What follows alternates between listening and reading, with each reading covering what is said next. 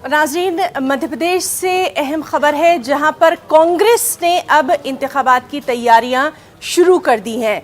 वचन पत्र यहां पर बनाया जा रहा है जिस पर खास तौर पर तवज्जो दी जा रही है। आपको बताएं कि इंतखाबात में पार्टी के वचन पत्र को तैयार करने के लिए मंथन जो है वो भी शुरू हो गया है।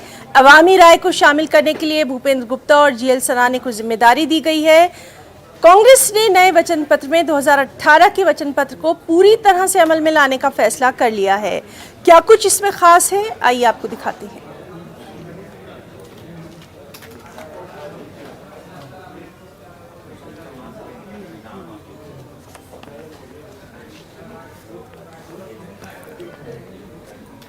यार 2018 में जो हमारा वचन पत्र बना था वो हम उसमें सारी चीज़ें फिर से लाएंगे जो नहीं हो पाई या जो आधी अधूरी रह गई हैं, तो उनको सबको लाएंगे, क्योंकि बहुत मंथन के बाद, सोच विचार के बाद और व्यापक चर्चा के बाद ही निचले स्तर पर वो वचन पत्र बना था।